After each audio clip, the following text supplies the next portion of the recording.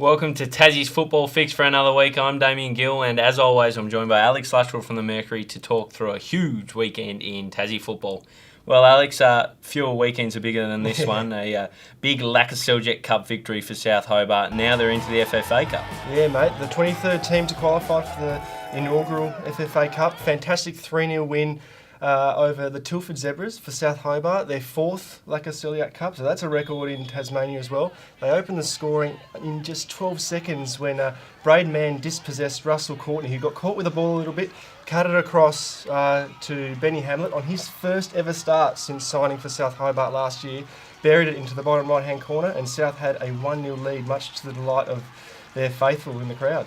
Yeah, absolutely. It was a huge first goal, really caught the Zebras napping, and a bit of a different look formation for South Hobart. Yeah, they played with three at the back, defensive midfielder in Caleb Ludlow, who was superb all day, two attacking midfielders, two box-to-box wingers in Andy Brennan and Darcy Hall, with Braden Mann and Benny Hamlet up top, and that perplexed the Zebras from the outset. They really struggled to get into the game. Yeah, it looked to startle them a bit, and the South Hobart almost went 2-0 up in the 25th minute when Josh Fielding brought down Braden Mann and pointed to the spot, did Brenton Copra, but fortunately for the Zebras, a huge save from Nathan Pitch for denying that one. Yeah, mate, brilliant. He went the right way, went to the left of goal and saved it perfectly. We actually had a bit of a snapshot from that attempt, but unfortunately for South Hobart, it stayed 1-0. They had a lot of chances, but they couldn't get the goal until the 44th minute, Damo.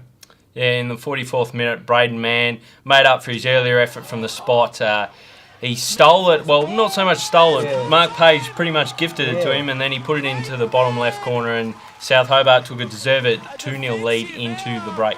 Yeah, second half, they dropped off the bit of intensity. Zebras almost got back into the contest a little bit. They had a couple of chances through Steve Corica, their marquee man, and Alex Lazinski, but it wasn't to be. And but South Hobart, they didn't put them away as quickly as they would have liked. They had to wait till the 90th minute when Nick Morton buried a beautiful strike into the bottom right-hand corner to finish the game off, much to the delight once more of Ken Morton and his cheer squad behind him. Yeah, it was a huge win for South Hobart, of course, turning the tables on their result the week earlier in the Victory League where Tilford Zebras knocked them off. A big win for them, and now, as we said earlier, they go into the round of 32 for the inaugural FFA Cup, which is hugely exciting, not just for South Hobart, but for the state. Yeah, of course. Well, as I said before, the 23rd team to qualify, they go into Pot C for the amateur and semi-professional clubs. The draw will be made on June 27th, later this month, and hopefully they can get pitted against an A-League side, because that will be played down here in Hobart. Yeah, it's a real possibility that they could come up against one of the top four of Yeah. last year's A-League competition, which is really exciting for the state altogether. Yeah. There was another big game on Monday, the Women's Statewide Cup Final. That one was a bit more of a one-sided affair, but really close at half-time, 0-0. Yeah. Ulverston's stubborn defence did well for a half, but Warriors just blew them away in the second half. Yeah, definitely, mate. It was interesting. I was surprised, actually, watching that game that it was 0-0 at half-time, but Olympia are just too good, as they always do. They got revenge, or they avenged their loss in the Statewide Cup final last year to Clarence. Bliss Cantrell, she got a hat-trick. Rani Cavaretta also got two, and Caitlin Nichols got the other, as they demolished Ulverston Reds in the end, 6-0. Yeah, it was good defence in the first half and good keeping from Paige Spicer to keep them in it, but they just blitzed them in the second half, didn't they, the Warriors? Deserved victors. Yeah, definitely deserved victors, mate. Well, this week, the Victory League is back, Ludders. Round 10 is upon us, almost at the halfway point. Very interesting round coming up. It all kicks off on Friday night with traditional rivals, Tilford Zebras and Olympia Warriors. Yeah, mate, that's going to be a massive game, especially for the Zebras coming off that defeat on Monday. They've got to get the 3 points, but I'm going to go with Olympia. They've had the week off, they're going to be fit and ready to go, and they're going to want to avenge that 1-0 loss earlier in the season to the Zebras at Warrior Park. I'm tipping 2-0 for Olympia. Interesting. Plenty of reasons for Tilford Zebras in this one. Off the back of that last week's, or Monday's, Lacquer Seljet Cup defeat, the traditional rivalry. They need a win because Kingborough could leapfrog them. But I'm with you. I think Olympia will take this one out. They're in a real title race at the moment, so they'll be looking to nab the 3 points up against their bitter rivals and keep in check with South Hobart. Yeah, of course, mate. In the next match of the round, Kingborough Lions, the real surprise packet of this season, they host Glenorchy Knights down the Lions Den on Saturday. Mate, that is going to be a very big game. Never underestimate the Knights or Kingborough's potential in the league. I'm going to go with the Lions for a 3-1 victory. They're going to be too strong for the Knights down at the Den. But if the Zebras do lose, as you said before, and the Lions win, they will jump into the top 4 ahead of the Zebras.